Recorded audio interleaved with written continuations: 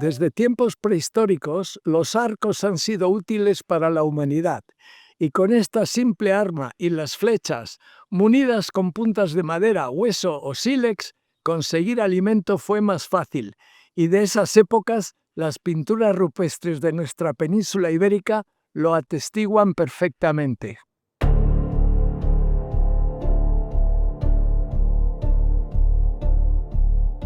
¿Cómo será esto de cierto que hoy en día y a nivel internacional se siguen empleando para practicar el tiro con arco desde un enfoque lúdico o competitivo a nivel olímpico?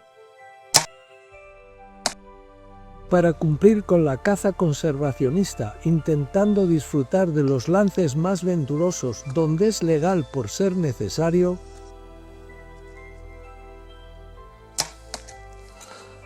y sobre todo para bien usarlos donde sea adecuado como herramienta de gestión ambiental para controlar selectivamente especies cinegéticas conflictivas o no convenientes en las zonas urbanas donde por mera seguridad no se pueden emplear armas de fuego. Además, en los santuarios y los parques nacionales que lo requieran para mantenerse ambientalmente equilibrados, y en los entornos cinegéticos en los que, respetando las vedas y si es ambientalmente necesario, no se pueden escuchar disparos para no interferir en las anuales etapas de crianza.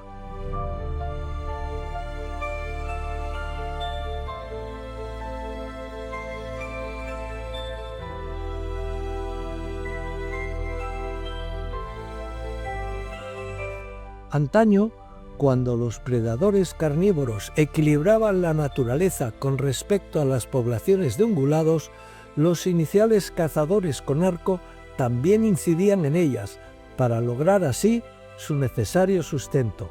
Actualmente, tales circunstancias ya no existen, y con ir al supermercado ya podemos abastecernos. Pero esto, que es tan cotidiano y normal, es la causa principal de que allá donde existan especies cinegéticas se deba sustituir lo más acertadamente posible la predación natural a la que impedimos su existencia.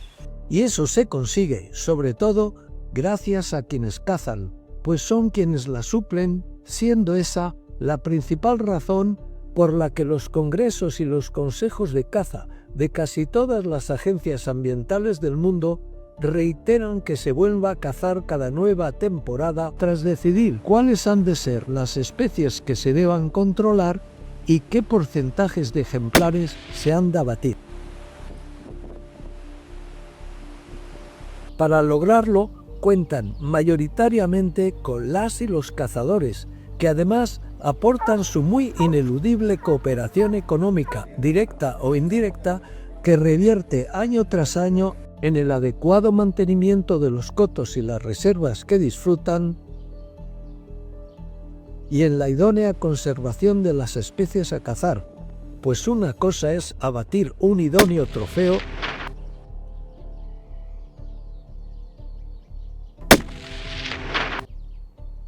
y otra es descastar selectivamente un ejemplar, colaborando así en la existencia sostenible del hábitat y de la especie que se cace.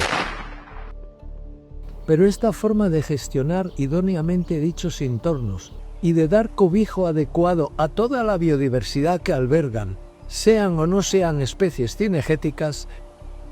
tiene un muy alto coste económico anual y desafortunadamente se está comprobando que poco a poco y a nivel internacional a las actuales generaciones urbanas no les interesa cazar y menos aún aportar dinero alguno por poder hacerlo. Por ello, cada nueva temporada merman los ingresos ambientales relacionados con las licencias de caza y con la oferta cinegética, y lo que es peor, aumentan las pérdidas económicas causadas por las especies de caza mayor y menor a nivel rural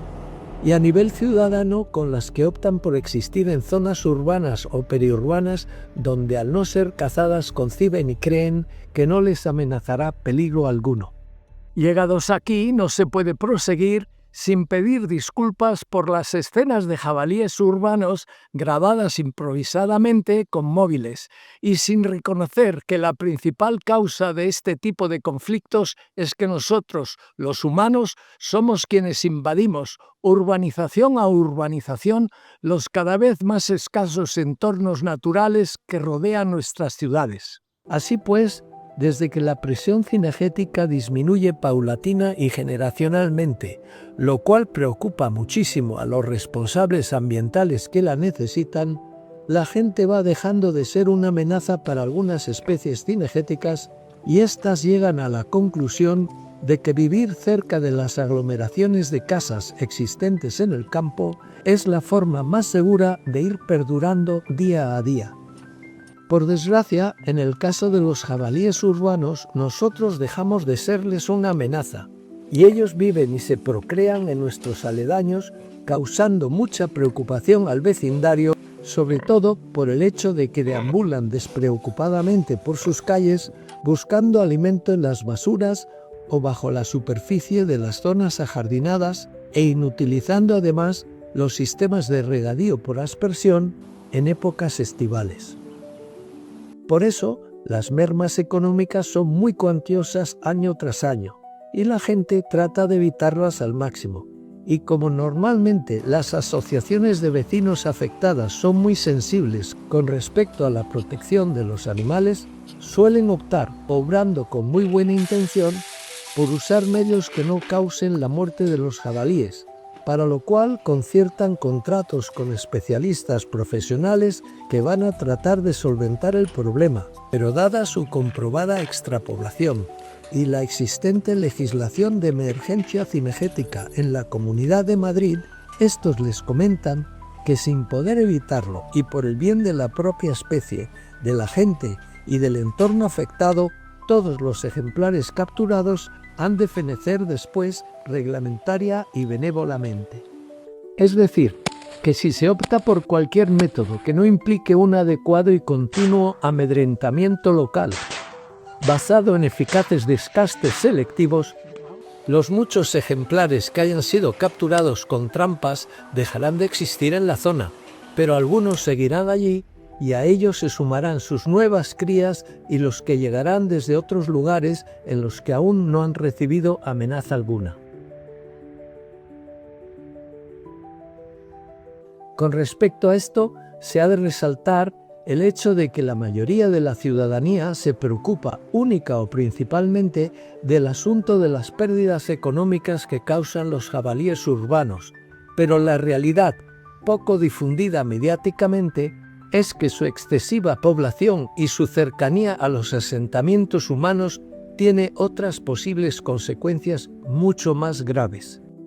Para empezar, se han de concebir tres diferentes problemáticas, siendo la primera la que tiene que ver con la propia especie, pues es muy viable la posibilidad de transmitir muy graves zoonosis o enfermedades a los seres humanos. Aparte de la conocida triquinosis, nos pueden transferir, entre otras afecciones, hepatitis E, encefalitis japonesa, blastocistis, virus Nipah, mal rojo, Escherichia coli, salmonella o la tuberculosis. Y además, también podría pasarnos la enfermedad de Lyme si el jabalí a manipular tuviese garrapatas infectadas en su cuerpo. Y todo ello implica que se ha de tener muchísima prudencia al transportarlos y consumirlos tras haberlos cazado. La segunda tiene que ver con la gran cantidad de jabalíes que suelen reproducirse en zonas forestales urbanizadas, ya que su procreación anual es exponencial,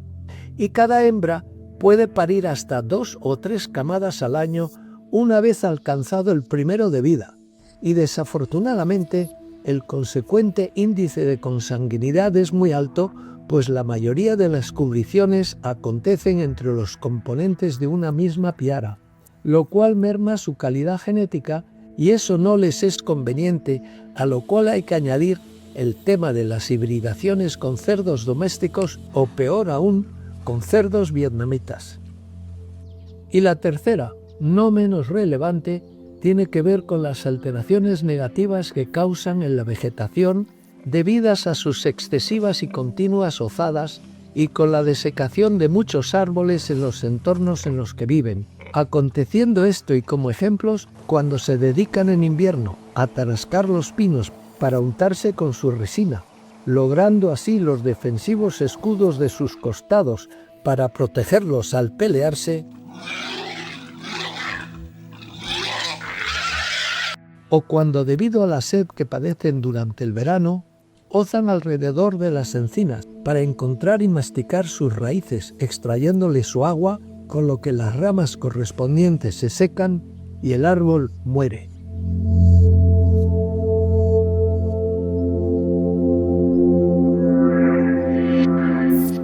Por otra parte, la antropofilia, es decir, la habituación a los seres humanos desde que nacen, existe en esos entornos urbanizados porque estos, que en muchos casos les dejan o dan comida, creyendo que es lo mejor para ellos, no les causan temor alguno. Y por eso, la etología de la especie cambia con respecto a la de los temerosos y antigregarios jabalíes realmente montunos.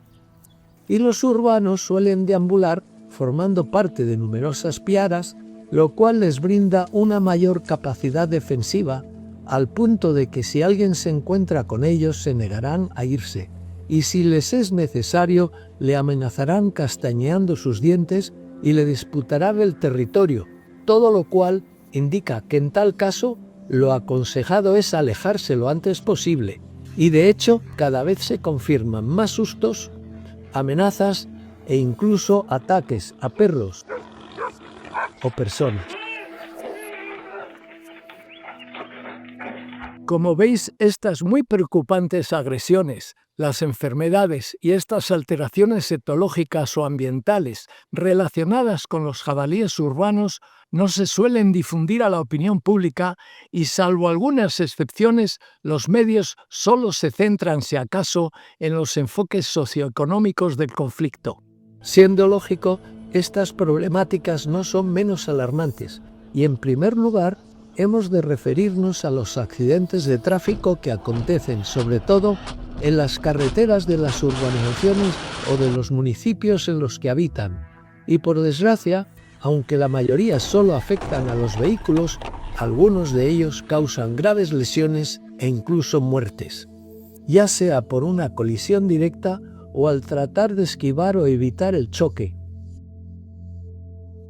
Y como otros conflictos más reiterados, pero ya de índole meramente económico, año tras año se producen muy onerosas pérdidas económicas agrarias en las zonas de cultivos y en las huertas próximas a poblaciones, ocurriendo lo mismo por los destrozos que causan en las zonas ajardinadas de las urbanizaciones, en las de las universidades, en el césped de los campos deportivos o en los de golf. Mira els petits. Hola. Y aún peor, se pueden propiciar amenazadoras epidemias que podrían afectar gravísimamente al sector porcino español si se propagase la peste porcina africana.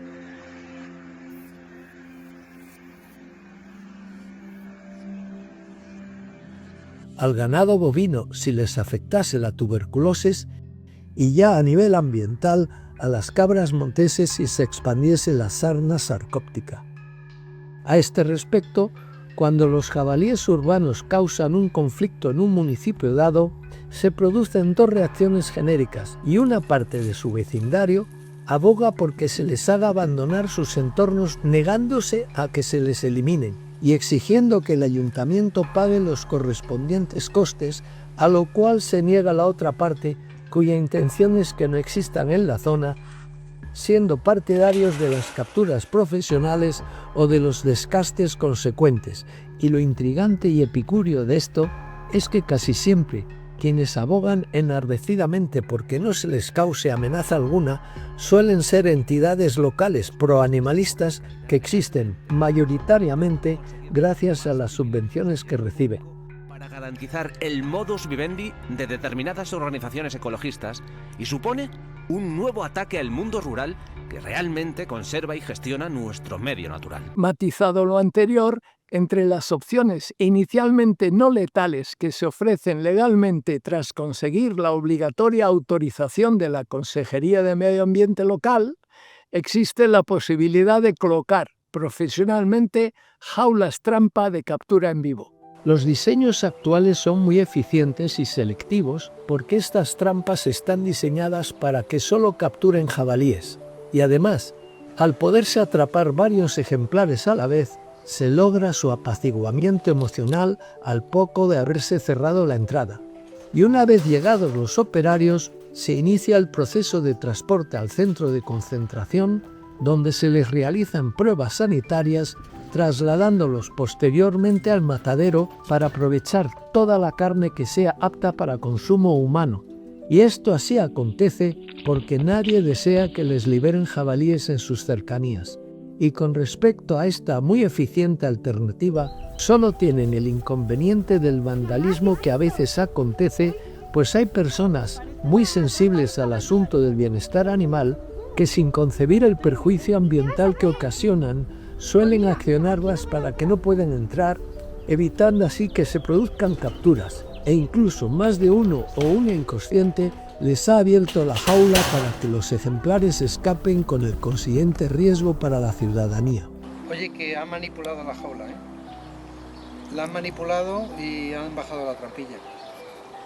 Otra opción, asimismo eficaz, consiste en el anestesiado de jabalíes urbanos por parte de profesionales cualificados y autorizados para usar cerbatanas o carabinas de ajustable aire comprimido y dardos afines, con los que tras inyectarles la correspondiente dosis proceden a cobrarlos, eliminándolos después. Y cuando conviene, también se pueden emplear rifles de precisión con visores térmicos si se garantiza una total seguridad al usarlos. Con respecto a las alternativas que no implican la muerte de los jabalíes urbanos, como la de usar perros adiestrados para ahuyentarlos de una zona dada, lo que realmente consigue es causar el mismo problema en las cercanías. Y la de la esterilización química tampoco resuelve el conflicto porque las y los ejemplares así tratados seguirán causando problemas en la zona en las que se les libere, y además la mayoría de las hembras así tratadas vuelven a tener descendencia al cabo de 2 o 3 años. Así pues, la opción de un control poblacional profesional, que implica la captura con trampas jaulas colectivas en zonas en las que no se puedan usar armas de fuego, y la posterior eliminación de los jabalíes así atrapados es muy aconsejada, pero como año tras año llegarán más jabalíes, se deberán mantener en la zona. Con respecto a los métodos de control poblacional de jabalíes en entornos no urbanos, que sí implican descastes selectivos, la opción más eficaz, dada una emergencia cinegética, es la de aprovechar la colaboración de cazadores locales debidamente aleccionados empleando sus rifles, cuyos estampidos son además muy amedrentadores, pero esta alternativa solo se puede aplicar en los entornos en los que se puedan usar garantizando una absoluta seguridad, y aparte de los recechos o las esperas individuales, se pueden organizar ganchos, batidas o monterías. Y la otra posibilidad, que por la seguridad que ofrece sí se puede aplicar en zonas periurbanas, urbanas o incluso interurbanas si se cuenta con la cooperación de la policía local, es la del empleo, en cualquier época del año, de controladores con arco debidamente seleccionados, instruidos y coordinados. Así pues, la aplicación conjunta de los cazadores clásicos descastando jabalíes donde puedan hacerlo, la de los profesionales de las capturas con sus eficientes trampas jaula, la de los autorizados para anestesiar e eliminar ejemplares conflictivos, y la de los controladores con arco en zonas urbanas en donde sean útiles y requeridos, es la mejor respuesta posible ante la vigente sobrepoblación de esta especie en la Comunidad de Madrid. Pero es un hecho que si se deja de mantener la opción elegida en una zona dada, la llegada de nuevos jabalíes está garantizada y estos, hasta que no sean amedrentados, seguirán existiendo y procreándose en donde no sean amenazados. Explicado todo lo anterior, toca ahora indagar la opinión de Irene Aguiló Vidal, que es la directora general de Biodiversidad y Gestión Forestal de la Consejería de Medio Ambiente, Agricultura e Interior de la Comunidad de Madrid. Buenos días. Y muchas gracias por la entrevista, que al final, bueno, es un foro donde nosotros también podemos contar un poco nuestra gestión, ¿no? Lo que llamamos nosotros especies conflictivas, cuando hablamos de fauna silvestre, son especies que presentan algún tipo de problema, ya sea para el humano, ya sea para el hábitat natural, es decir, para los territorios y para el tema de los ecosistemas, la convivencia con otras especies, la presión sobre la vegetación, ese tipo de cosas, o desde el punto de vista del riesgo sanitario que conllevan. Entonces, eso es lo que llamamos especies conflictivas de fauna silvestre. En Madrid, sobre todo, tenemos dos, que son el conejo, por un lado, y el jabalí, por otro. Últimamente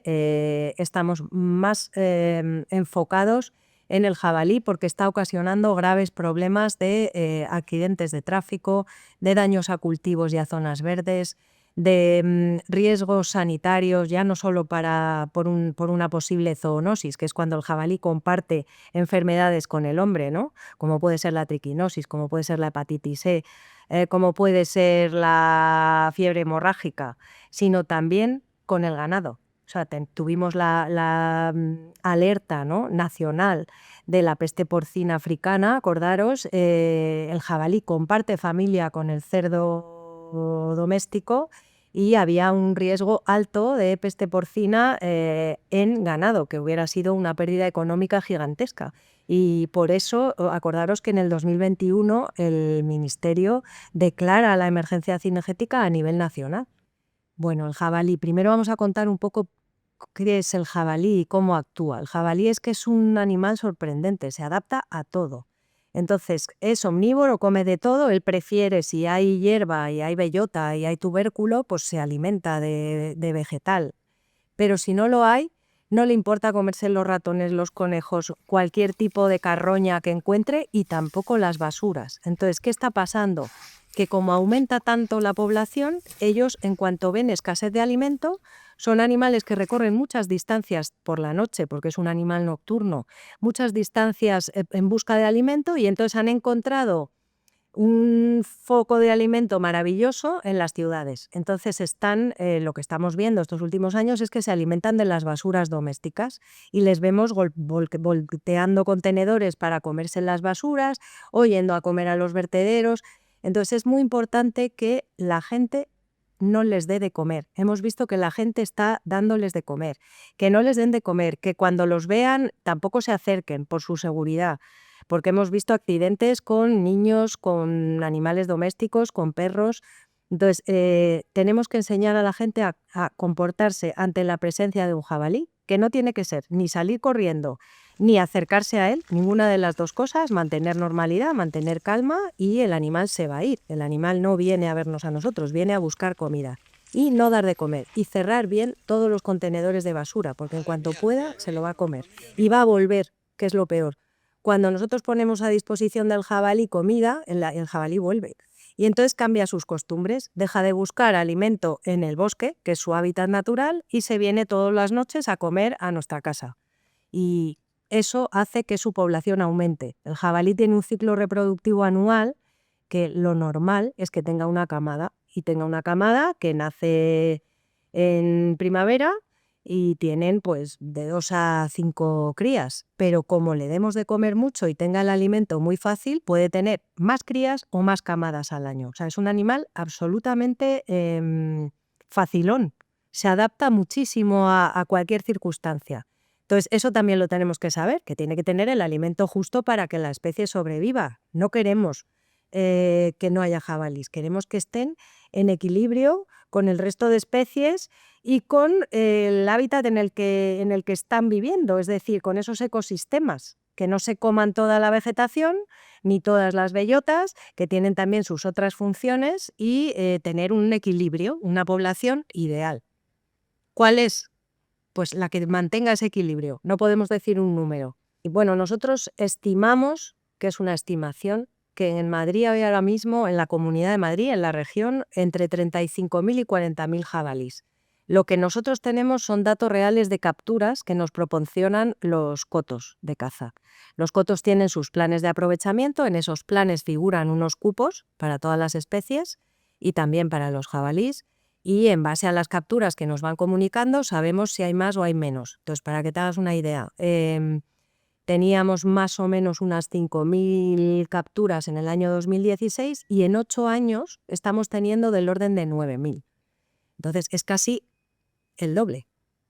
Entonces sabemos que hay un crecimiento exponencial de la población, que lo vamos sacando de todas las capturas que nos comunican anualmente en los terrenos cinegéticos,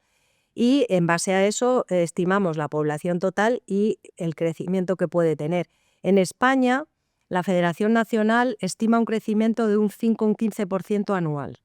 más o menos. Entiendo que en Madrid será parecido. Es muy importante mantener una presión cinegética continua una vez que se alcance esa población que vemos que es una población adecuada de jabalís en Madrid, que está, como digo, en equilibrio con otras especies y con el medio en el que habita, con toda la vegetación y con los frutos y todo lo que come. Entonces, una vez que alcancemos, ahora mismo es necesario, como digo, un plan de choque, porque el crecimiento de su población es exponencial. Y una vez que se alcance ese equilibrio poblacional, hay que seguir cazando. ¿Por qué? Porque, como hemos dicho, es un animal muy prolífico y en cuanto dejemos de cazar, la población va a volver a aumentar, con lo cual necesitamos mantener un ritmo constante de lo que sería una caza base de jabalí. Las armas de fuego las podemos usar cuando no hay riesgo para las poblaciones ni interferencias con otros usos. Sabéis que en Madrid somos 7 millones de habitantes y la gente pasea por el monte, que es donde vive el jabalí, en el monte. Va en bicicleta, tenemos también tratamientos selvícolas, otra serie de usos y de actividades que podrían entrar en conflicto con la caza. Entonces, ¿cuándo se caza? ¿Cuándo se usa arma de fuego? Primero, en la época de caza, en los terrenos cinegéticos, que pueden ser cotos privados de caza o zonas controladas, que son las que gestiona la propia administración, o la reserva de caza de Sonsat también. Como digo, eso en la época de veda, es decir, lo que llamamos la época de caza, que es cuando se puede cazar, y fuera de esa época nosotros autorizamos controles poblacionales de jabalí todo el año, que esto ya es previa autorización, salvo en algunos cotos grandes donde ahora mismo, como hay una emergencia cinegética de jabalí, sí que vamos a permitir simplemente una comunicación, pero en el resto de los terrenos que llamamos libres y en las zonas urbanas se va a permitir la caza, que no sería caza, sería un control poblacional. Es un concepto diferente porque se hace efectivamente porque hay un exceso de población, si no, no lo podríamos hacer. La época de caza es la época donde se cazan en general todas las especies de fauna cinegética, con los cupos establecidos en cada plan de aprovechamiento de cada terreno cinegético. Si tenemos un problema porque hay un exceso de algún tipo de especie, entonces permitimos su caza más tiempo. Llamamos control poblacional a ese tipo de caza y depende de dónde se haga, se puede usar arma de fuego o no. Cerca de los terrenos urbanos no se puede utilizar arma de fuego y tampoco en las zonas que llamamos de protección, en las servidumbres de las carreteras, en los caminos. Hay una serie de zonas que son zonas donde no se debe usar arma de fuego porque está prohibido por ley. Entonces, ¿qué tenemos en estas zonas? Otros métodos de captura, que aquí ya sería captura. Nosotros, como captura en vivo, normalmente autorizamos las jaulas tradicionales, las jaulas trampa, autorizamos también anestésicos y autorizamos también la caza con arco. Son 3 formas de caza que en realidad es captura y después muerte en general. En este caso, como tenemos un control poblacional por exceso de población, es captura y muerte. Aunque no se mate en el lugar donde se captura, siempre lo ideal y lo recomendable es que esos animales acaben muertos. Es que esto es muy importante. Tenemos que hacer 2 cosas. Una es reducir la población, que para ello tenemos que hacer caza o control poblacional, lo que proceda, como hemos contado, y tenemos que impedir que esta especie, que el jabalí, cambie sus hábitos, porque aunque disminuyamos la población, si le seguimos poniendo a disposición comida y tratándole muy bien y poniéndole las cosas fáciles, el jabalí va a cambiar hábitos y se va a seguir acercando a las zonas urbanas donde supone un riesgo. Entonces tenemos que hacer las 2 cosas y mantener las 2 cosas. una población en equilibrio con su medio y hacer que esa especie, que es una especie de fauna cinegética y de fauna salvaje, se quede en su hábitat natural, que es el bosque. En Madrid, concretamente, su hábitat natural es fundamentalmente el encinar. El encinar donde está la vegetación, además, bastante densa. Le gusta esconderse. O sea, el jabalí en general se esconde y se va al bosque. Entonces, si no le ponemos comida a mano, ni le ponemos agua y vegetación densa a mano, él se va a quedar en el bosque. Entonces, ahí hay varias actuaciones a hacer, no solo es la caza, también podemos hacer nosotros una selvicultura de prevención, por ejemplo, en los entornos de las ciudades o en los entornos de las carreteras donde sepamos que hay accidentes por presencia de jabalí. Podemos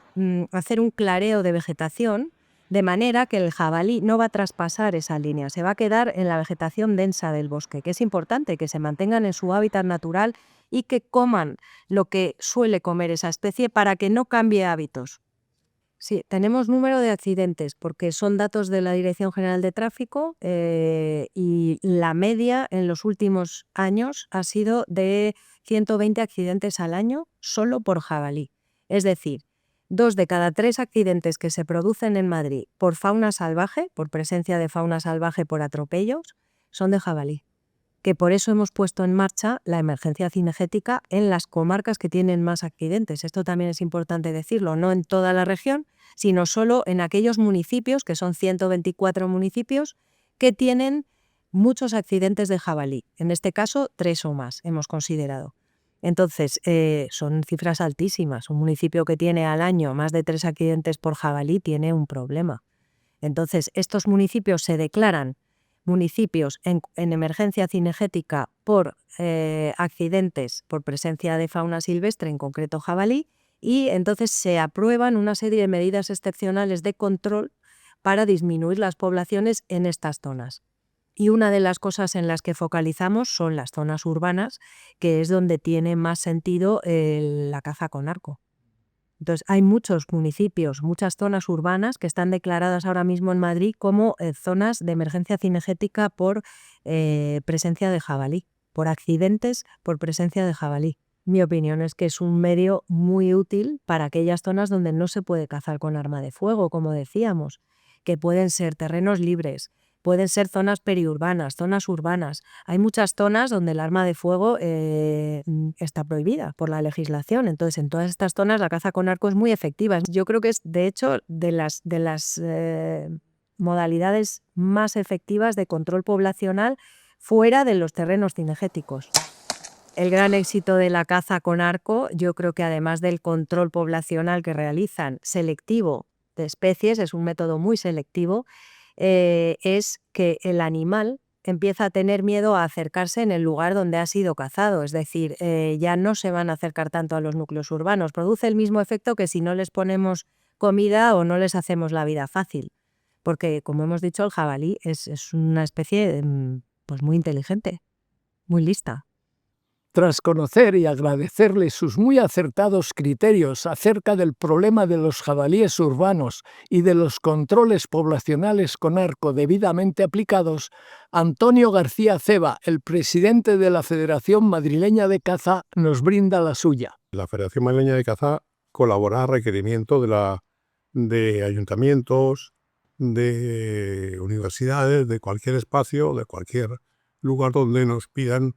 el control de jabalís, y ya digo, siempre a requerimiento de la consejería. Empezamos a colaborar en principio en el servicio de control con arco al final del 2011 de manera experimental, y se inició ya de una manera ya gradual y constante en el año 2012. También en esa misma época, a principios del 2012, iniciamos el control mediante la cetrería, el brote que hubo de Leishmania en Bosque Sur. Ahí utilizamos a nuestros cetreros y desde entonces, pues hemos venido cogiendo tanto conejos como liebres y evitando pues muchísimas enfermedades. El SCAES incide sobre todo en jabalí, pero también en cérvidos y en cabra montés. En aquellos inicios del año 2012, pues actuamos también para control de cabra montés por el brote de sarna tan grave que hubo en el Parque de la Cuenca de Guadarrama, hoy ya Parque Nacional Bueno, la creación del SCAES fue a partir de una colaboración de la Federación Malagueña de Caza con la Consejería de Medio Ambiente, en que de alguna manera hicimos una simbiosis para atajar este problema, ¿no? Y nos ofrecimos como herramienta útil para pues control efectivo de fauna salvaje. A partir de un grupo de cazadores con arco,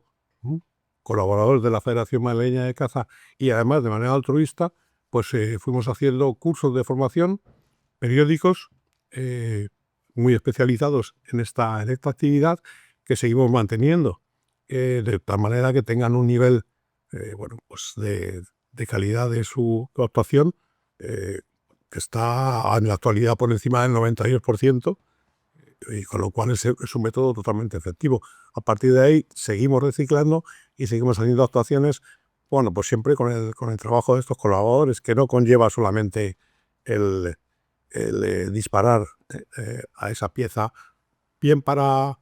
poderla abatir o bien para ahuyentarla, que en muchos casos hacemos eso, pero no solamente ese aspecto, sino que lleva un aspecto de preparación, de reconocimiento del terreno, de ver si podemos actuar o no podemos actuar, puesto que en muchos casos nos requieren, y a veces pues nuestra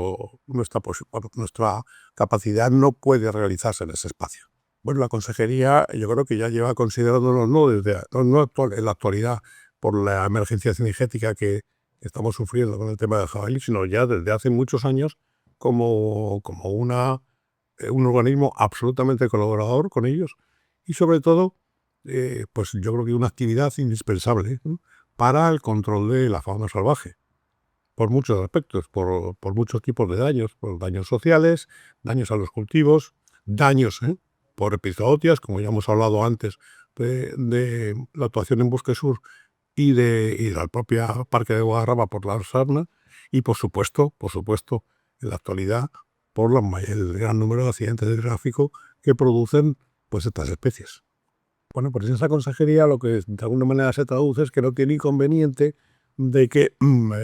el servicio correspondiente de la Federación pues actúe, tanto del SCAES como de los cetreros o de cualquier otra actividad de control. Por ejemplo, también hacemos control de lepóridos, por supuesto, por daños a la agricultura. Y también lo que nos requiere, lo que dice de alguna manera, es que no tiene inconveniente en que actuemos nosotros. Bueno, en la propia orden de la emergencia cinegética, como bien has dicho, lo que se traduce es incremento de procedimientos de control. ¿Cómo? Por supuesto, incrementando tanto las batidas de jabalí como las esperas, como los desechos, etcétera, para reducir su población. Y además, aquellos procedimientos de control donde pues no se puede utilizar armas. Por ejemplo, como hemos dicho, en todas las zonas urbanas y periurbanas donde actuamos, ¿no? Esa es la idea básica de la propia orden, ¿no?, que es reducir el número de animales, por todo lo que hemos hablado antes, por todos los problemas de tráfico, sanitarios, de enfermedades, para controlar la población en un nivel estable, es decir, que mantengan las poblaciones, pero sin agredir, sin que se incremente de una manera desorbitada como está actualmente el número de jabalíes. Ampliando lo anterior, la posibilidad de aprovechar la veteranía de cazadores con arco, capacitados además para controlar poblaciones de especies conflictivas en zonas urbanas o en parques nacionales y en santuarios ambientales, se inicia en Estados Unidos a finales de 1970, y por sus muy buenos resultados se fue emulando a nivel internacional, y en la actualidad muchas naciones ya requieren su colaboración.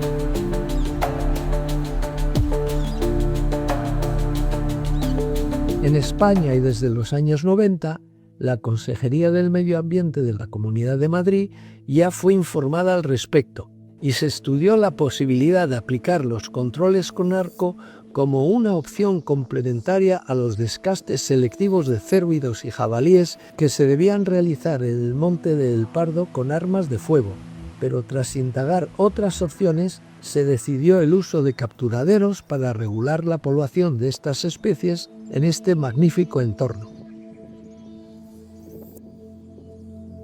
Años después, a finales del 2011, Juan José Cerrón Reina, el entonces director general de Medio Ambiente de la Comunidad de Madrid,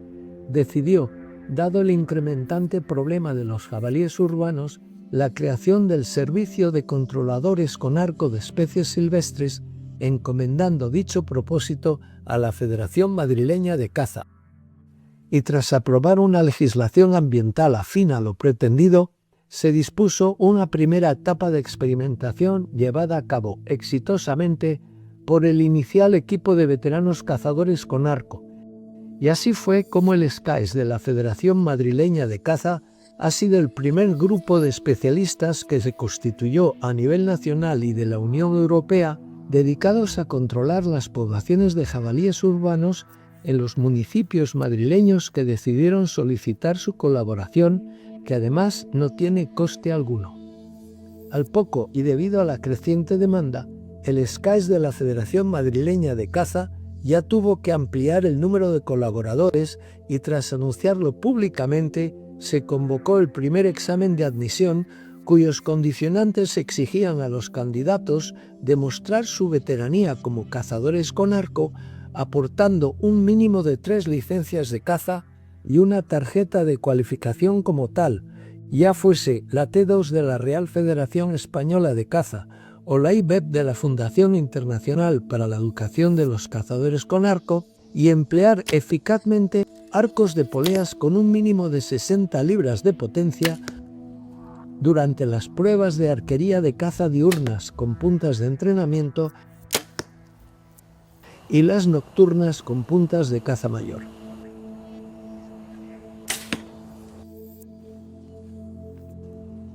Después, quienes aprobaron dicho examen recibieron, en las instalaciones de la Federación Madrileña de Caza, un extenso curso de caza con arco específicamente enfocado a su cometido como controladores del SCAES, y otro relacionado con las técnicas de trepada, estancia y descenso de los árboles en donde se instalan las plataformas de espera, pues nadie de este grupo se expone a una caída que puede ser fatal.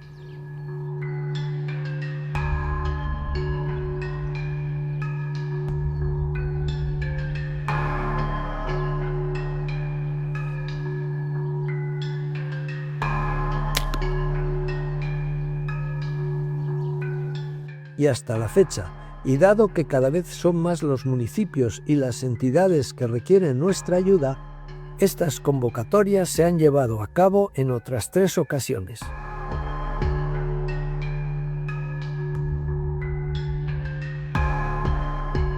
Como es lógico, la pericia como arqueros cazadores de quienes componen el SCAES está muy garantizada, pues se entrenan asiduamente con dianas tridimensionales en el recorrido de caza simulada del que disponen en las cercanías del madrileño pueblo de Torote,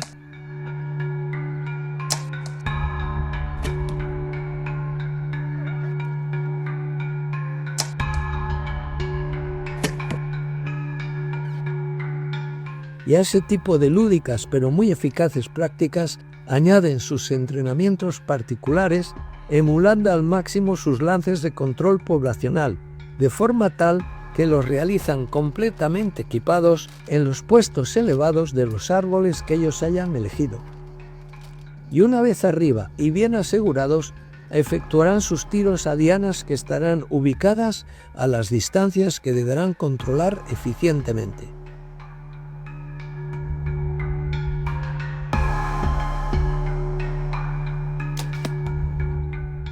Así, entrenándose adecuada y frecuentemente como arqueros cazadores, es como pueden ser eficaces como cazadores con arco y sobre todo como controladores con arco al servicio de quien requiere su colaboración.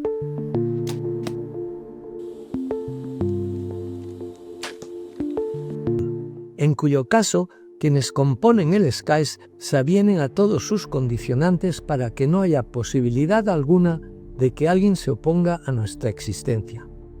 Por lo hecho, podemos aseverar que nunca se ha producido el más leve incidente con las especies que descastamos y que por nuestro adecuado comportamiento todos los años volvemos a ser requeridos en los municipios o en los entornos que se aprovechan de nuestros buenos y comprobables resultados, pues hasta ahora ya hemos descastado selectivamente con arco 729 jabalíes urbanos,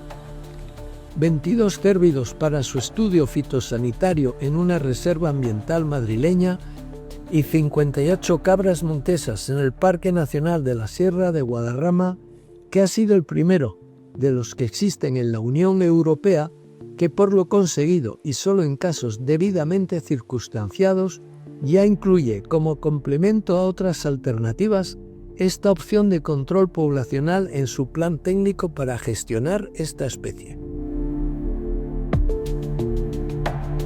Por todo ello, toca ahora mostraros cómo procedemos los controladores con arco del SCAES de la Federación Madrileña de Caza en cualquiera de los municipios o de los entornos madrileños que requieren nuestra colaboración, pues para poder proporcionarla a la entidad afectada debe conseguir previamente la pertinente autorización de la Consejería de Medio Ambiente de la Comunidad de Madrid. De entrada, los arcos que se manejan en el SCAES tienen como mínimo 60 libras de potencia y las flechas, munidas con puntas de caza mayor y culatines luminosos,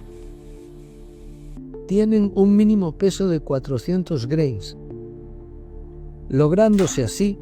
la mayor eficiencia posible con respecto a las especies de caza mayor a descastar, que suelen ser los jabalíes, y que en circunstancias especiales podían ser ciervos contagiados, gamos con problemas o cabras montesas por su excesiva población. De todo el equipamiento que se emplea, lo más importante es la adecuada capacidad de laceración de las puntas de caza mayor, pues de lo bien afiladas y vaciadas que estén, no se producirá un dolor físico inmediato tras el impacto en su zona vital, y la pieza así alcanzada tampoco percibirá la sensación de haber sido agredida, concibiendo normal y simplemente que algo le ha pasado, con lo que tras quedarse en la zona o huir preventivamente a una no muy larga distancia, desplazándose a una media de 40 metros, ya perderá la consciencia transcurridos unos 15 o 20 segundos por la rápida pérdida de presión sanguínea en el cerebro, y después, ya inconsciente y sin percibir nada, sucumbirá totalmente una vez que su cuerpo se haya desoxigenado.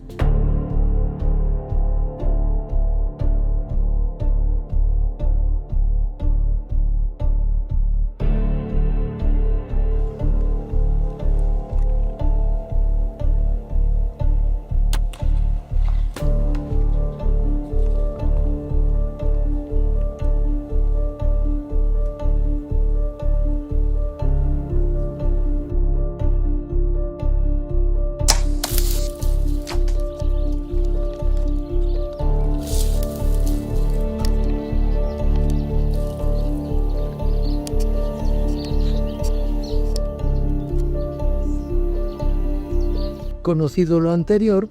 uno de los diversos condicionantes de cada uno de los colaboradores del SCAES a cumplimentar antes de intentar un descaste es comprobar la capacidad de laceración de cada una de las hojas de sus puntas de caza mayor mediante la prueba de la goma elástica, que por imitar con bastante similitud una arteria o una vena existente entre fibras musculares, ha de ser lacerada con tan solo ser rozada, y si esto acontece, dicha punta será eficiente, pues además, al seccionar perfectamente los nervios afectados, no enviarían una sensación de dolor al cerebro. Pero si no ocurre, lo único que acontecería sería que no se lograría la gran hemorragia que se pretende para que la presión sanguínea disminuya rápidamente, lográndose así una expeditiva pérdida de consciencia.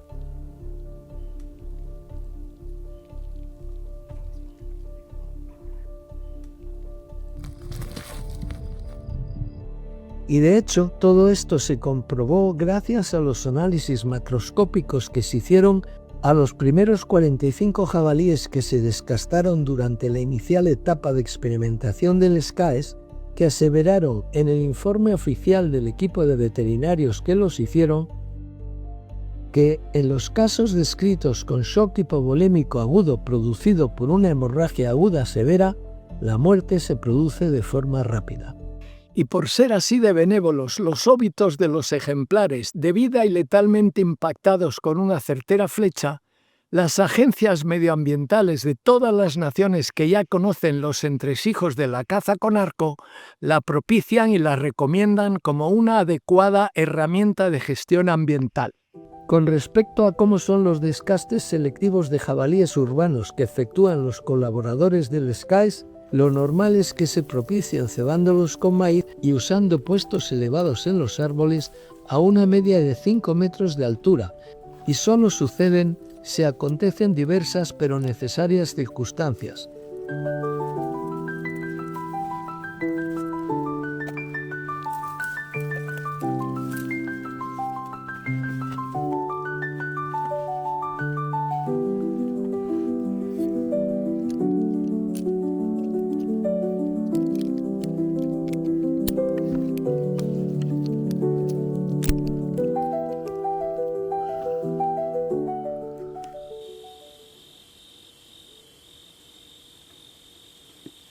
Y como un ejemplo de lo que no se debe hacer, aunque se tenga un ejemplar perfectamente ubicado a una distancia de tiro controlable, nunca se procedería a la suelta de la flecha si la pieza está mínimamente recelosa tras llegar al cebadero, con su rabo en semi o total tensión, las orejas enhiestas y mostrando una gran inquietud. Y eso es así porque si se le tira, el impacto recibido le confirmaría sus previos recelos al haber intuido una posible amenaza, y en tal caso, al deducir que ha sido atacada, huirá del lugar del impacto lo más rápido y lejos posible, implicando eso que tras unos 15 segundos perderá su conciencia más lejos y el rastreo y el cobro serían menos sencillos.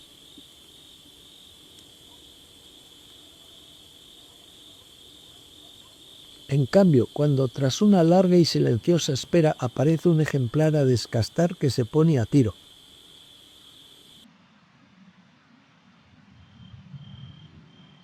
brindando además una posición perfecta para que la flecha le impacte en su zona vital,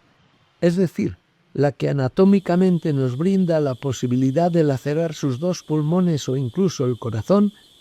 sí se procede a descastarle. Y si todo acontece como se ha de hacer, lo normal, tras el inesperado impacto de la flecha, es que el jabalí no concebirá que lo que le ha acontecido ha sido un ataque a su integridad, lo cual es prioritario en la caza con arco, y tras quedarse en la zona o alejarse preventivamente unos cuantos metros del lugar del impacto, su presión sanguínea ya no podrá irrigar ni oxigenar adecuadamente su cerebro. Y pasados unos pocos e indoloros segundos ya quedará inconsciente hasta finalizar su existencia.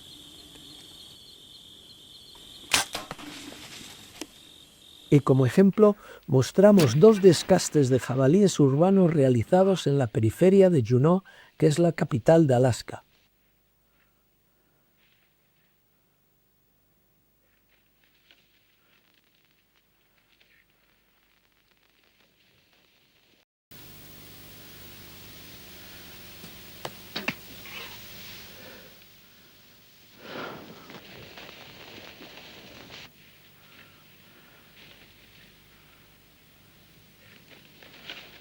Como normalmente estos descastes se hacen al oscurecerse la tarde o ya bien entrada la noche, los arcos tienen una linterna cuya luz es actínica, la que no causa una inmediata huida del ejemplar, y dependiendo de la especie tendrá un color recomendándose el verdoso para los jabalíes.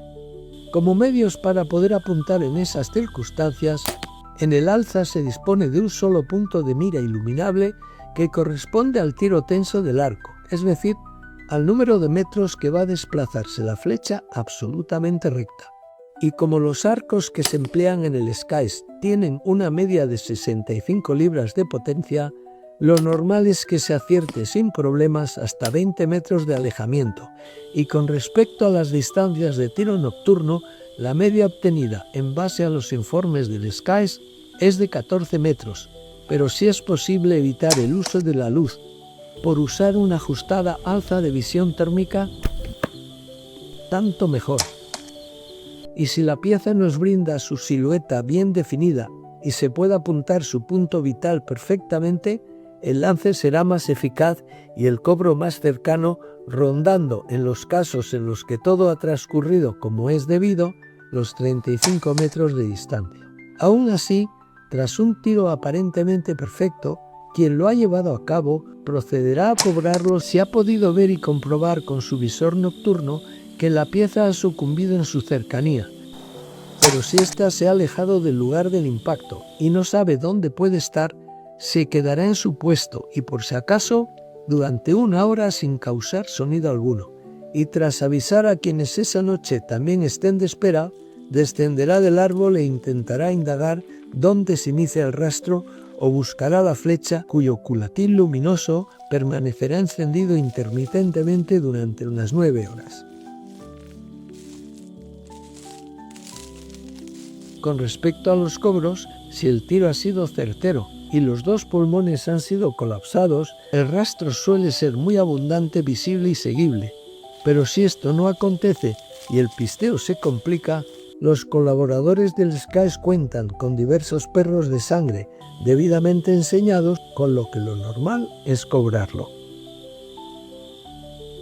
Y si se sospecha que el tiro haya podido lacerar el hígado y alguno de sus 2 pulmones, lo suyo, si además el jabalí era grande y por tanto potencialmente peligroso, es optar por buscarle bien temprano a la mañana siguiente, y una vez en el lugar del impacto se irá señalizando con visibles trozos de papel higiénico cada una de las gotas o regueros de sangre que se vayan encontrando, de forma tal que si se pierde el rastro se tenga una idea general de la dirección de huida, y así, poco a poco y con perseverancia, se suele localizar el ejemplar no muy lejos. Y preventivamente, en el caso de cualquier especie que pueda causar un sorpresivo ataque si recobra la consciencia, lo adecuado es asegurarse de que ya haya fenecido.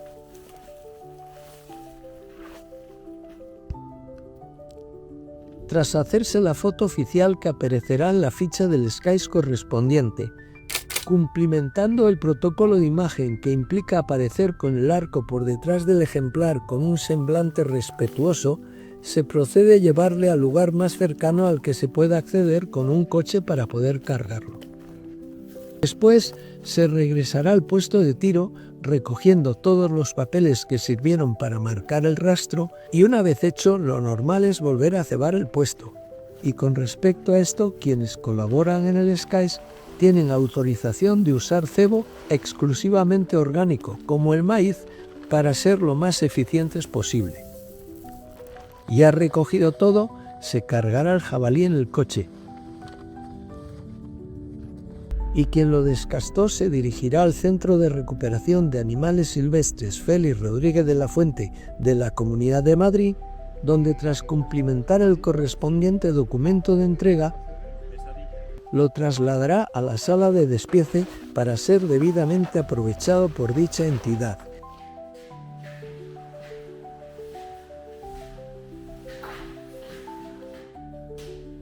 Y después, ya en casa, quien haya logrado un descaste procederá a rellenar la ficha del lance, que será enviada a la Federación Madrileña de Caza para dejar constancia de lo logrado.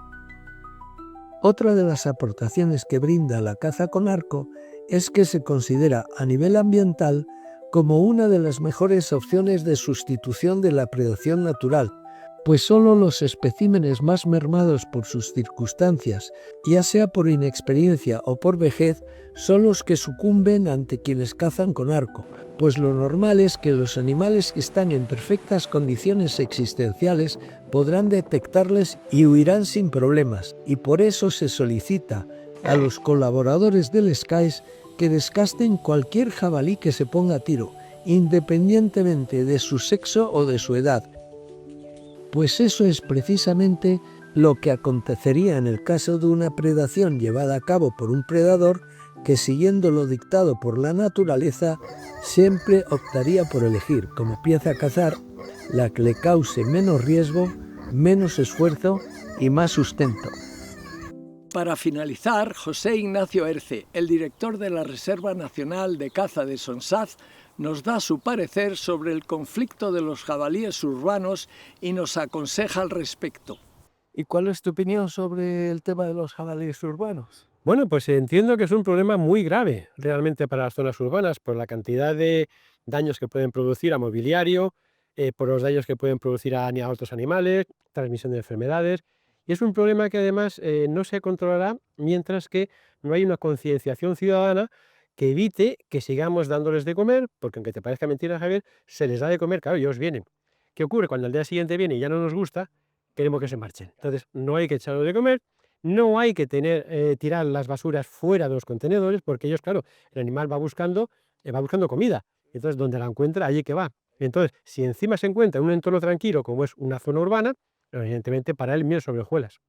Oye, decide la emergencia cinegética en la Comunidad de Madrid. Pues es una consecuencia de lo que hemos dicho anteriormente, de esta superpoblación de jabalíes que se ha incorporado en los bloques urbanos, pues debido a esta, digamos, esta condescendencia con los ejemplares que nos parecen muy bonitos, y entonces pues les echamos de comer o no tenemos cuidado, pues como digo, con las basuras. Entonces, lógicamente, esto ha hecho que el animal, como decíamos también antes, se encuentre cómodo y vaya a estos sitios a comer. ¿Qué ocurre? El animal, un jabalí además, que es una especie de cazador salvaje, cría, y la población va aumentando, va aumentando, y en un momento dado ya es realmente un peligro. Y desde la Comunidad de Madrid, pues hemos visto este peligro, lógicamente contrastado con los informes que tenemos de accidentes de tráfico, con informes que hemos hecho sobre las densidades de población, y todo ello nos ha llevado a una idea muy clara, y es que hay que hacer un control desde estas poblaciones. Y en base a eso es lo que se ha sacado esta regulación para controlar estas poblaciones. ¿Cómo? Con arma de fuego donde se pueda. No siempre se puede utilizar arma de fuego, hay zonas de seguridad donde no se puede, no es viable. Entonces ahí se utilizan otros sistemas, como es las cajas trampa, o, por ejemplo, el uso del arco. Un arco que es una herramienta de gestión muy importante, por sus características, que no vamos a entender ellas ahora, pero que son, y creo que todos conocidas. Y bueno, realmente el arco, llevamos años haciéndolo ya, no vamos a empezar ahora con él, ya llevamos tiempo trabajando con el arco, con el SCAES, con el grupo de arqueros de la Federación Madrileña, y realmente se han comprobado como un sistema eficaz para el control de las poblaciones. Luego, lo que sí hay que hacer en un momento dado, cuando ya está, digamos, esta emergencia se acabe o se finalice, o la población se controle, porque se trata de controlar, no estamos hablando ni de esquilmar, ni de acabar, no, sencillamente poner las poblaciones en su justa medida para que se puedan convivir tanto unos como otros, y el jabalí tenga su población en el justo medida para que se mueva al campo con tranquilidad y sin afectar a otro tipo de poblaciones. Entonces, lo que hay que hacer será que no se vuelva a repetir, con lo cual habrá que tomar medidas para mantener esas poblaciones. Entonces, como resumen, ¿qué aconsejas? Pues como resumen, ¿qué aconsejo? Pues lo que acabamos de hablar, llevar a la práctica de la mejor manera posible los sistemas de control de población que hemos dicho, ejercer una presión cinegética más fuerte, pero siempre, por supuesto, controlada, utilizar métodos de control que, como decimos, si no puede ser arma de fuego, sea, por ejemplo, las cajas trampa, y otros sistemas como es el arco. Entonces, la combinación de estos elementos nos tienen que dar, pues eso, efectivamente, un resultado eficaz. Y eso es un poco el control que tenemos que hacer, y sobre todo insistimos en lo mismo, que la gente, que los ciudadanos no les echen de comer ni los atraigan a las zonas, porque entonces todo el trabajo que estamos haciendo será en balde. Muchas gracias. Como habéis podido conocer, el Servicio de Controladores con Arco de Especies Silvestres de la Federación Madrileña de Caza ya es una acreditada entidad que, en simbiosis con la Consejería de Medio Ambiente de la Comunidad Autónoma de Madrid, viene colaborando en donde requerido desde diciembre del 2011, si sus dirigentes conciben que se puede hacer. Y para que conozcáis a quienes lo dirigen y lo coordinan, procedo a presentarles. El director general del SCAES es Alberto López Fernández, y por ser el delegado de caza con arco en la Federación Madrileña de Caza, fue el encargado de organizarlo. El director técnico es Emilio de la Cruz Echaniz, y su principal cometido es indagar si el SCAES puede ser realmente útil en donde es solicitado y planear nuestra actuación en un lugar dado cuando es posible hacerlo.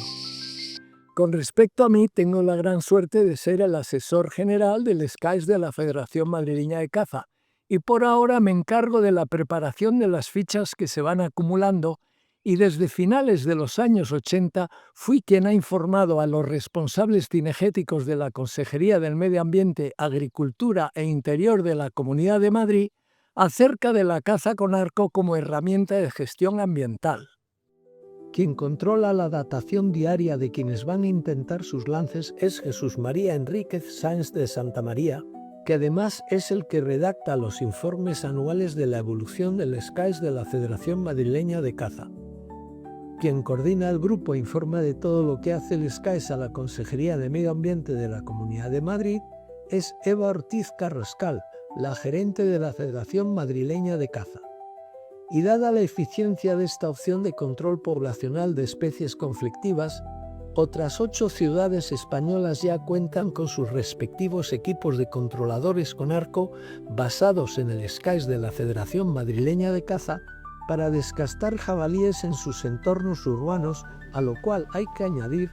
que en la Unión Europea también se está sopesando su creación, pues estos problemas acontecen por doquier. Por todo lo logrado durante los casi 14 años de nuestra existencia, el Servicio de Controladores con Arco de Especies Silvestres de la Federación Madrileña de Caza sigue siendo requerido por la Consejería de Medio Ambiente de Madrid cuando lo necesita y por los municipios madrileños que ya se benefician de nuestra colaboración. Y como es lógico, si alguien desea informarse adecuadamente sobre lo que podemos aportar, lo indicado es indagarlo en la Consejería o en la Federación Madrileña de Caza. Hasta pronto y muchas gracias por vuestro interés.